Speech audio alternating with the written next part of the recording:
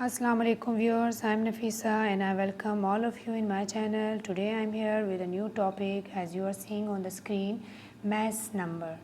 तो प्रीवियस जो टॉपिक था वो एटॉमिक नंबर था, उसको हमने विद एग्जांपल और समझा था।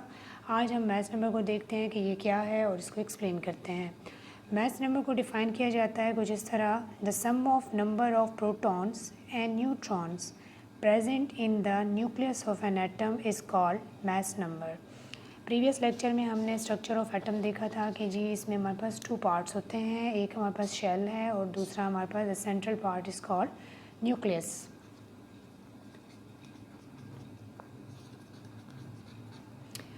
तो हमारे पास न्यूक्लियस में जो है प्रोटॉन एंड न्यूट्रॉन होते हैं और हमारे पास शेल में इलेक्ट्रॉन होते हैं। तो इन दोनों नंबर्स का जो प्लस हो गया, मीन ये कंबाइन हो के प्रोटॉन और न्यूट्रॉन इन दोनों का जो नंबर है वो हमें क्या चीज़ देता है जी, उसको हम कहते हैं मैस नंबर। किसी भी एटम के न्यूक्लियस में मौजूद प्रोटॉन और न्यूट्रॉन का जो सम होगा उसको हम कहते हैं मैस नंबर। मैस नंबर को भी एज एटॉमिक नंबर, जिस तरह हमने उसको बताया था कि सिंबल उसका होता है हमारे पास Z।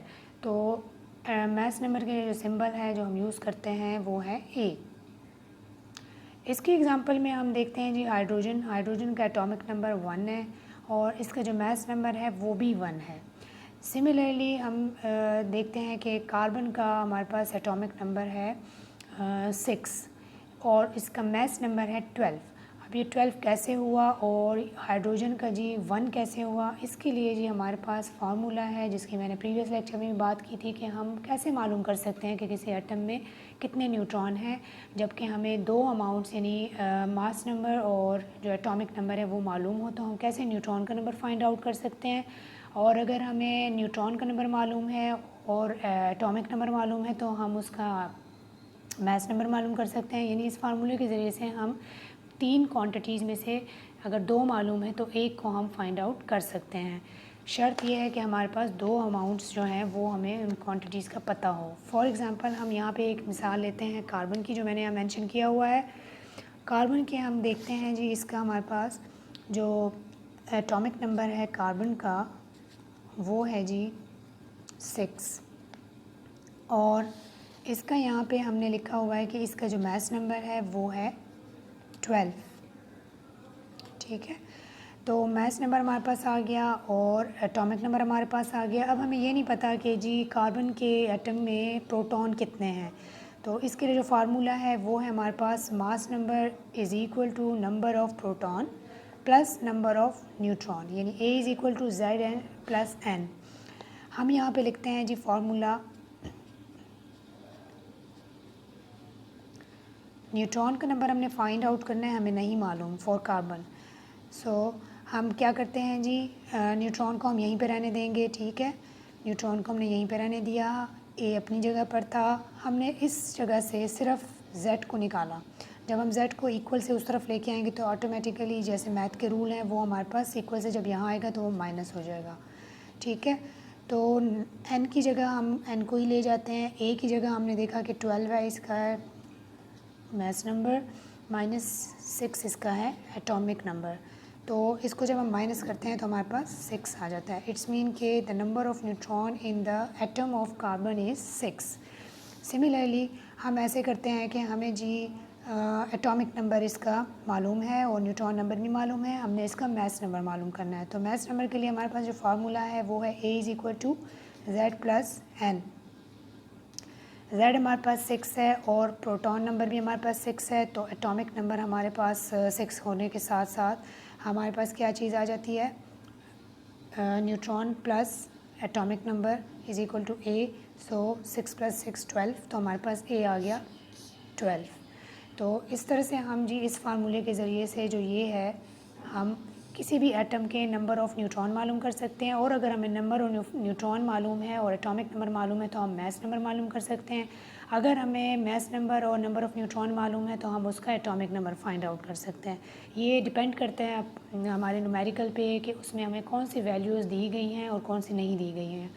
तो न्यूमेरिकल्स को सॉल्व करने का इंशाल्लाह मेरा फ्यूचर में प्लान है कि मैं इंशाल्लाह आपके लिए न्यूमेरिकल्स को सॉल्व करने के बहुत बेहतरीन तरीके बताऊंगी इंशाल्लाह।